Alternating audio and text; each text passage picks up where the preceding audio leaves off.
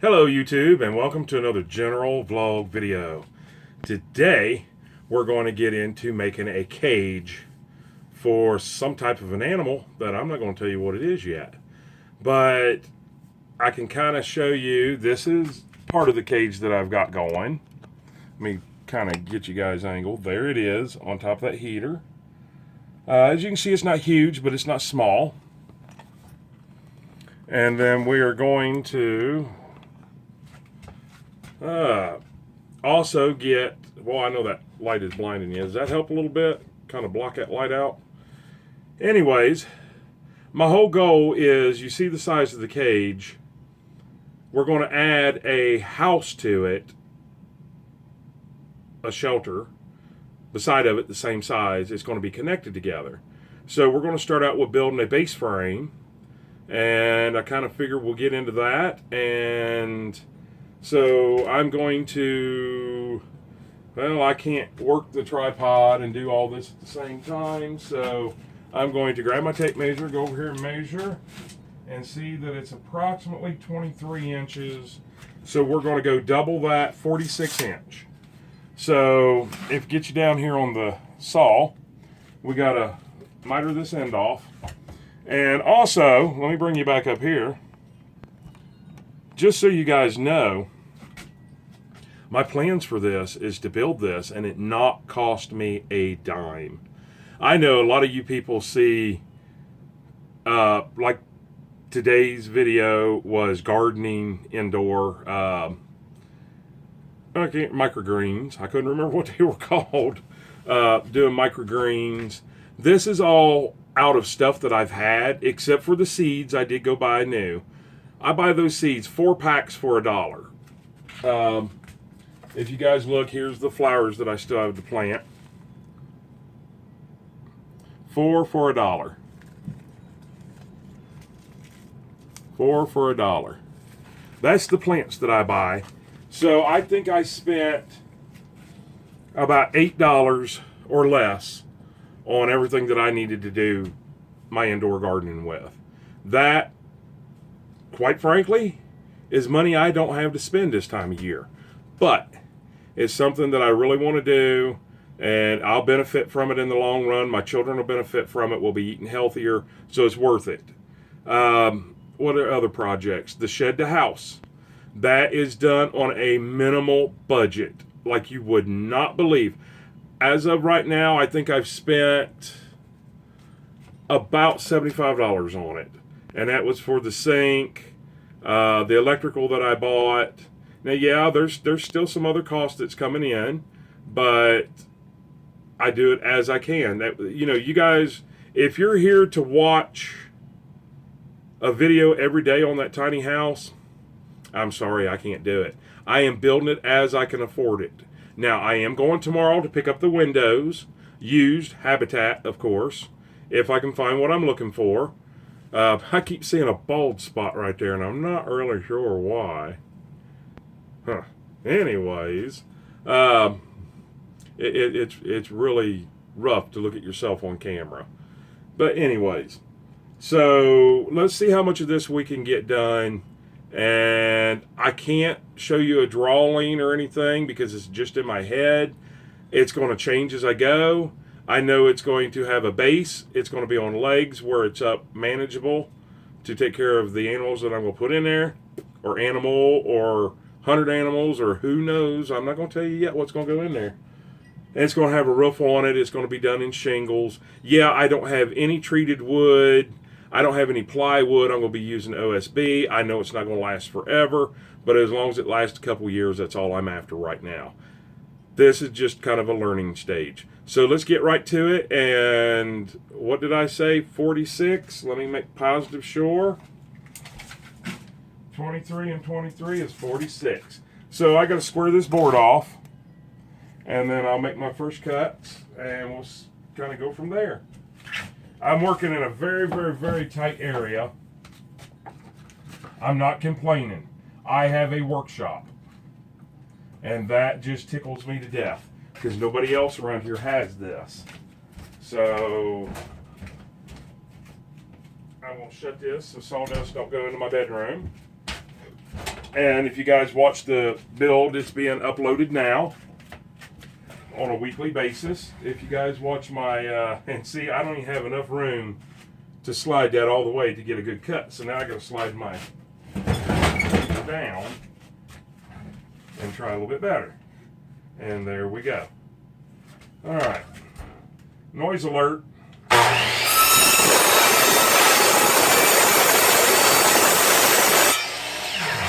And yes, I am very well aware that I need to change my blade. I just don't have the money to do that right now. So I do with what I got. Once again, I'm going to measure, make positive sure, measure 20 times, cut once, 46 will be comfortable.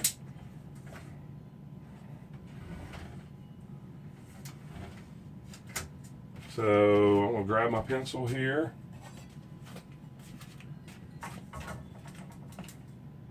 Now I do not have to use a square when I'm using my chop saw, but I'm going to anyways. Now let's see. Now we have a hard time going from there to there. So what can we do to that? Slide it back this way. Oh, there we go. All right.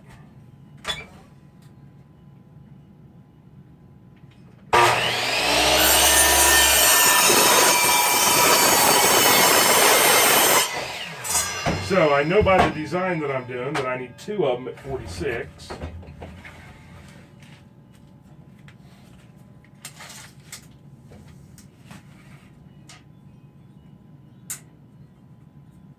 And this is going to be how long it's going to be.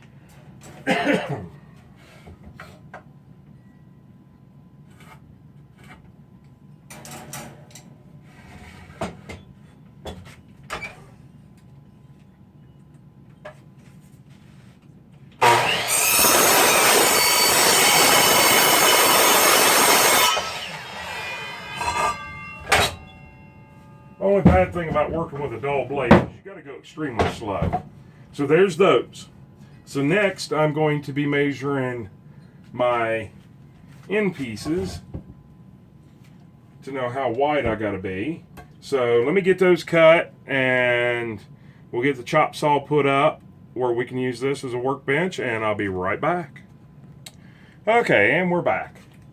So basically what we're going to do is, you know how we had our, what was it, 46? Because it was 23. Yep. And now we went to the width, which is 18 and a half. And I want my inboards on the end because that's where my legs are going to go. So basically, in order to achieve that, an 18 and a half, I had to take 3 inches because this is 1.5 inches. Even though it's called a 2x4, it's actually 1.5 inches by 3.5. So I'm going to take that minus 1.5 inches and 1.5 inches, which is 3. So you subtract 3 from 18 and a half, you get 15 and a half. So I cut these at 15 and a half. We'll get these screwed together and fairly squared up, which we don't have to worry about too much right now until we put the floor on, which only floor goes on half. So let me get this done, and I'm using used screws. These are what my dad took out of my stepmom's bed that he made her, that she could get in and out of after she lost her leg. And we're going to need a better bit than that. And then after she passed away, there was no need for that bed anymore. So my dad tore it apart, and I asked him what he was going to do with the materials. He said he had plans for a couple of them. And of course, then I asked him, I said, well, what are you going to do with the screws? He's like, well, duh, they're used. I'm going to throw them away. No, we ain't going to throw them away. I can reuse them. You know, that, I know it doesn't sound like a whole lot, but that saves me like $7 or $8.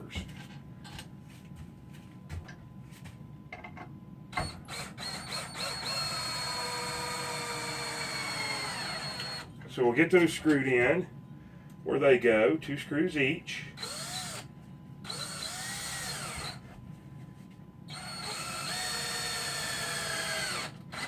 And let me give you guys a little tip while I'm screwing this together. You know, a lot of people sink their screws really far in. You know, I've seen people sink them a ½ inch or a ¼ inch in. And I don't know if I can move you guys around here where you can see this and I don't get in your way. There we go. But you don't want to do that. You don't want to sink them screws really deep, because all that does is give a cavity for water to lay in. And you definitely don't want to do that, because that's just going to make it rot faster. Now, yes, I know I should be using treated wood. But like I said, this is a project that I know going in isn't going to last forever. So, you know, I don't have the lumber or the materials to make it last forever. So let me go ahead and get this other end screwed in, and then I'll get the cage set on there and I'll show you guys what we're doing. Okay, and we're back. So there's the basic frame. Like I said, I didn't worry about squaring it, because that'll happen when the floor gets put on it. But if I look at it, it's actually perfectly square. You know, you make square cuts, then things just kind of fall into place. So now this is going to go on one side, and it's going to come all the way down. Well, we're going to have legs on it, so it'll go in just a little bit. That looks good so far. So there's the basis of it. Let me try to get you guys up here just a little bit where you can see a little bit more. So basically this part will be where they can come out and get fresh air, get fed, get taken out, get put in, whatever. And then on this side, they'll have something the same identical size as this, because you guys remember we doubled our measurement. So out there's roughly 23. I still have enough room to make a 23-inch here. Now, had it all to do over with, I just now thought of this, I would have done 24, because 2 foot is easier to get out of a piece of material. But anyways, so I'm not really sure. I can see this here is for the manure to run down through, and it looks like at one time there was a catch pan under this. I may try to put a piece of board in there to catch it with some little lips on it. And the reason of that is because the manure caused from an animal is great for my garden. And when you're living in a trailer park, you don't have a whole lot of options to have things make you manure. So you want to utilize, I'm trying to bend some of these wires back together, and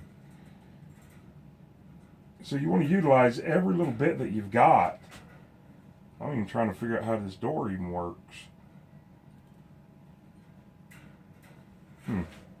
I don't know. I have to figure that part out too. Some of you guys are out there saying it works like this, it works like that. I've never had one of these cages. So if I bend it back,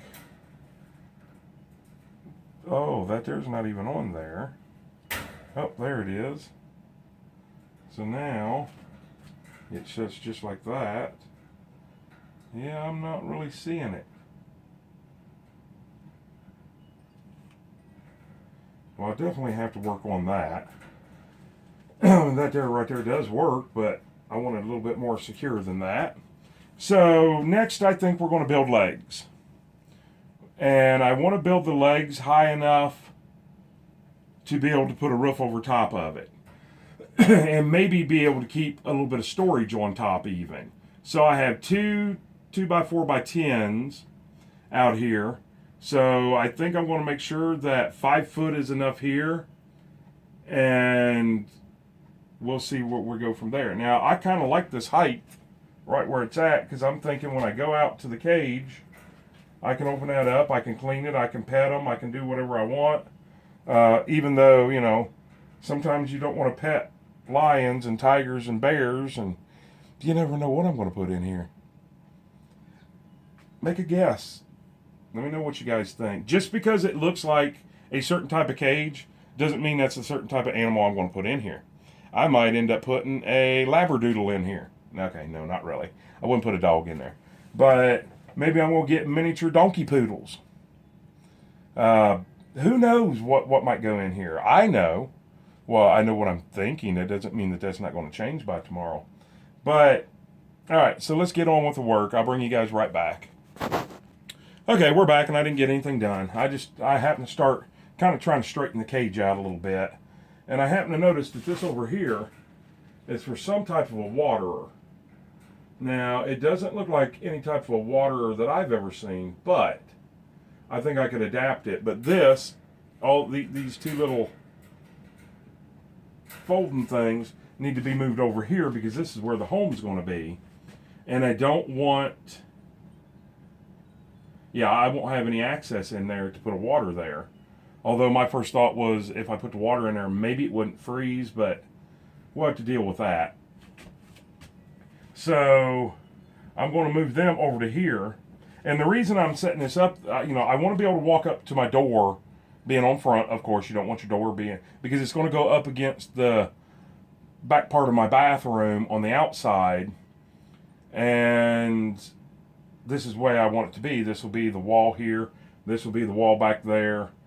And this way, when I build their house over here, and I cut a hole through here for them to go in and out of, this won't be in the wind any whatsoever. So they'll be able to get in there, or it will be able to get in there and be very, very, very warm in the wintertime. So it is a little bit of pre-thinking. So right now, the height that I have it right now is, that would make my leg back there 5 foot. I don't have enough to do that. So I'm going to actually cut all 4 of my legs at 5 foot, cut the 10 footer in half, and then I'm going to use a 4x4 down at the bottom because I need enough up here to bring up to have a slope on the roof. So anyways, that's where I'm going. So let me get into this. I guess what I'm saying is the front is going to be exactly 5 foot tall. And I also got to remember that I want my boys to be able to interact with whatever's in here, so I don't want to make it super, super, super high. So let me get all that done, then I'll bring you back. I just wanted to share that with you. There's a reason that I'm having the house down on this end and not down on this end. Is it going to work when I get moved? Maybe or maybe not. I'll make it work one way or the other. So let me get on it, and I'll bring you right back. Okay, and just like that, we've got this much done to it. And basically, I want to wrap this up pretty quick because we're almost 20 minutes into it. You can see the main structure. It sets all the way down onto the floor, 4 legs. It's eventually going to have 6 legs, I do believe. I'm going to put legs right here, just simply because, and I'm pointing right here, just simply because I'm going to have a shelf down at the bottom to keep small little plastic totes to keep food in, or treats, or whatever. I don't know what you feed these things. I don't know if they take bedding. I don't know. So it just, we'll see. So anyways, I'll have 2 2x4s setting from here to here across, and then one going from here to here, and that's where the roof will set on. It'll just be OSB roof. It will have tar paper over it. It will have shingles over it. Probably no drip edge. I don't know if I can find drip edge right now or not. And when I mean find, I mean over in my stash. And then right above this, 2-3 foot above it, is going to be a gutter on the side of my house over here, trailer. And I'm going to try to tap into that guttering system with some type of like little nipple or something, and come straight down like right above here and be able to run it into a water dish that will have a hole about 3/4 of the way up on it on the back side to where it can't never overfull and flood them. Of course, it's not going to flood with that mesh bottom, but it'll keep them dry and everything. And then over here, of course, is going to be where their house will be. And there'll be a door here that I can open up if they take bedding or lay eggs. I don't know if rabbits or tigers or lions or bears lay eggs or not. But if they do, I might want to get an egg. That's just a joke. I don't think it's going to be chickens. But anyways, I can access in there any way that I need to. I can put maybe a solar light in there in the wintertime to help keep them warm or it warm. There will be power right below this, and there will be water right off to the right of it to help clean and to help water if I need. I did move these little things over here for the watering system. Whatever it is, I guess that's what went there. It was over here. We will have to cut a hole out into this and then fasten it to the house itself. Anyways, I'm actually going to try to do like a little solar light on top, which will actually be run up on top of the addition on the mobile home, so it gets as much sun as it can, to kind of maybe for a warm light for them at night if they need it. That way I don't have to hook it up to electric, or I don't have to worry about anything like that. We're going to try the self-watering system. I'm going to try to make them as easy to manage as possible. Same way with the solar light above it. I'm going to have enough light. I'm going to have enough room in here to run a little solar bar that I've already got. And that way, if I'm working too late and I don't get home until dark, I can go out and take care of them at dark and just make it as easy as possible. So that's where we're going to end this one for today. Let's get you guys back here. Oops, not when you're still plugged in. Let's get you guys back here. So you might as well go ahead and subscribe. And you got to smash that bell icon and go up and click all, so you'll be notified on all the videos. If nothing else, just so you can see what we're going to put in here. Maybe quail, maybe rabbits, maybe chickens, maybe doubtful chickens, but you never know. I've already figured it out. But you never know. What a bear, a lion, a tiger, oh my. You don't know. So you got to go ahead and subscribe. Comment down below what you think it's going to be. And I won't tell you if you're right or not, but when the video comes out, you can say, hey, I commented and said that it was going to be a half-pound grizzly bear. And I was right, so you never know. And also, go ahead and share us on your social media, because people want to watch this, right? So go, and it don't cost you a dime. And speaking of not costing a dime, me or any other YouTuber that you watch the ads. It really helps our channel grow. And definitely give us a thumbs up, because that lets eBay know that we're doing, or eBay? Wow, it has nothing to do with eBay, does it? It lets YouTube know that we're doing something right. So I'm going to get off of here. I hope you guys have a great day, and even better tomorrow, and an awesome night. And I'm so sorry for the blinding lights everywhere. Please forgive me. I'm in a little bitty place. See, I don't have much headroom. I mean, that's all the headroom that I have. But I have a place to work, and I'm so thankful for that. So I will see you guys on the next video. And I might be able to make a cool cage. Yeah, that's what I told you it was. That's what it is going in here. But I'm still my own cameraman. And I have to get up close and personal with you guys and poke you in the ear to turn this thing off. So we will see you on the next video. Have a super great night.